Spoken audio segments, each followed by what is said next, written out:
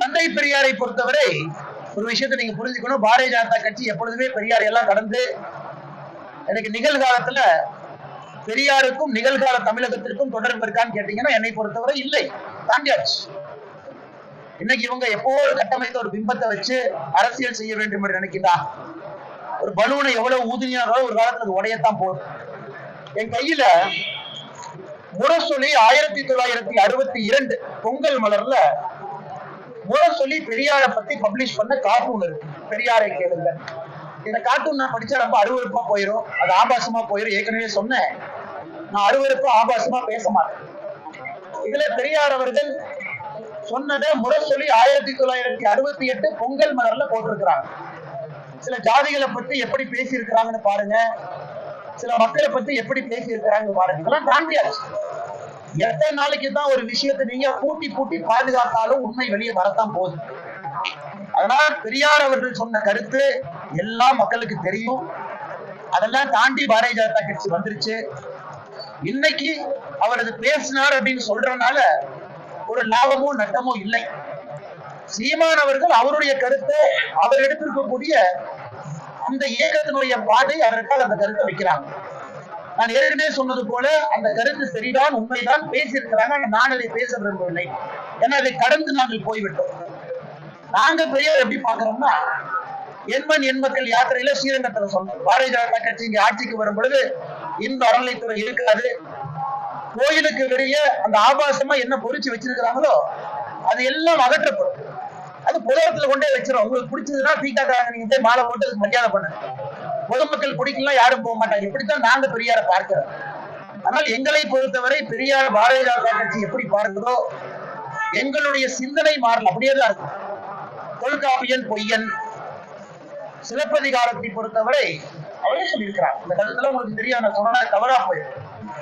விபச்சாரத்தில் ஆரம்பித்து பத்தினியால் வளர்க்கப்பட்டு மூட நம்பிக்கையால் முடிந்திருக்கிறார். திருவள்ளுவர் எப்படி சொல்லியிருக்காங்கன்னா, ஒரு ஆரிய கைகூலி, அதாவது ஒரு ஆரிய கைகூலியாக பகுத்தறிவை விட்டுவிட்டு தமிழுக்கு பெரிய துரோகம் செஞ்சிருக்காங்க. அந்த மாதிரி பேச ஆரம்பிச்சா ஒரு நாள் பேசலாங்க. ஆனா அதற்குள்ள நான் போக விரும்பல, அது தேவையும் இல்லை என்று நினைக்கின்றேன். அதை தாண்டி இன்னைக்கு தமிழகத்திற்கு எத்தனையோ நல்ல விஷயம் வேணும், அதை பற்றி ஆரோக்கியமான விவாதத்தை தமிழ் சமுதாயம் செய்ய வேண்டும் என்பது என்னுடைய கருத்து. நான் என் பிறப்புல ஒரு அப்பா அம்மாவுக்கு தான் பிறந்தேன். நான் பெரியாரை பத்தி பேசுறேன், ஒரே அப்பா அம்மா தான் பிறந்தேன். விவசாயம் என்ற அப்பா அம்மாவுக்கு தான் பிறந்தேன், அதுல எந்த மாற்று கருத்து இல்லை. ஒரு நடுத்தர குடும்பத்துலதான் பிறந்தேன், மாற்று கருத்து எது இல்லை. என் பிறப்பை பத்தி சந்தேகப்படுறான்னு நான் சொல்லணும்ல.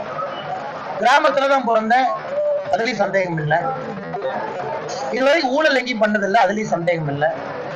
வீட்டுக்கு என்போர்ஸ்மெண்ட் டைரக்டரேட் வந்து கடப்பாறை எடுத்துட்டு வந்து ரைடு பண்ணல, அதுலயும் சந்தேகம் இல்லை. நீங்க ரைடு அடிக்கும் போது பையன் போய் துபாயில் உட்கார்ந்து இருக்கிற அளவுக்கு ஒரு பையனை நான் பெற்றல, அதுலயும் எனக்கு சந்தேகம் இல்லை. அதெல்லாம் தாண்டி பக்கம் 21க்கு நான் பிறந்தேன். அண்ணன் துரைமுருகன் அவர்கள் பெரியாரை பத்தி பேசுறவங்களுடைய பிறப்பை சந்தேகிக்கிறாங்கன்னா, நான் சொல்லியிருக்கக்கூடிய காணொலியை போட்டு பார்த்துக்கிட்டோம். எங்கள் பிறப்பு நல்ல பிறப்பு தான். ஆனா பெரியார் அவர்கள் சில மனிதர்களை பத்தி சொல்லியிருக்கிறாங்க. அதே உங்க முரசொலி 1962 நீங்க பப்ளிஷ் பண்ணி எங்கனே காட்ட. ஆனா அண்ணன் துரைமுருகன் அவர்கள் 1962 முரசொலியை வாங்கியிருக்கோம். உதயநிதி வந்து திராவிட மாடல் அரசுடைய லோகோ வந்து பயன்படுத்துறது.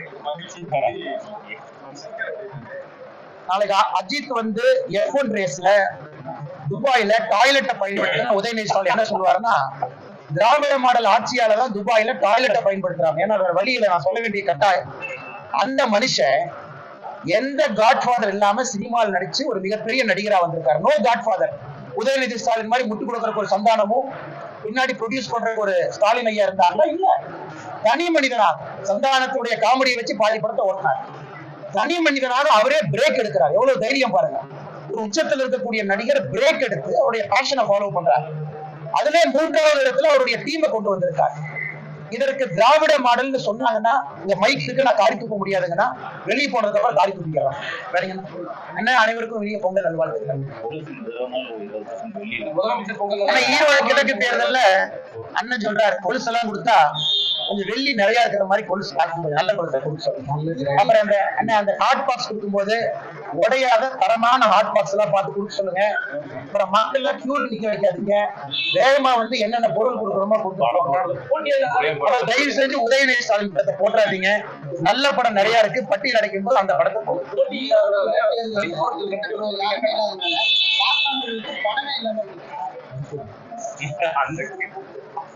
மூத்த பத்திரிகையாளர் அண்ணன் சரியா கணிச்சு சொல்றாரு.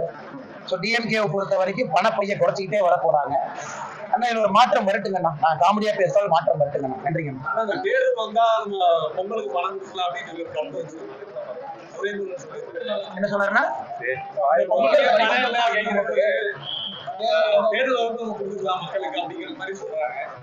அரசியல்ல சில தலைவர்களுக்கு ஒரு வயசு வந்ததுக்கு அப்புறம் ரிட்டையர்மெண்ட் வேண்டும் என்பதற்கு ஒரு கிளாசிக் உதாரணம் அண்ணன் துரைமுருகன் அவர்கள். இதை வந்து நம்முடைய சூப்பர் ஸ்டார் ஐயா ரஜினி அவர்கள் மேடையில சொன்னாங்க, சில பேருக்கு ரிட்டையர்மெண்ட் கொடுத்துடலாம். இன்னைக்கு துரைமுருகன் என்ன பேசும்பொழுது ரிட்டையர்மெண்ட் ஏஜ் நெருங்கி விட்டதாக நான் பார்க்கின்றேன்.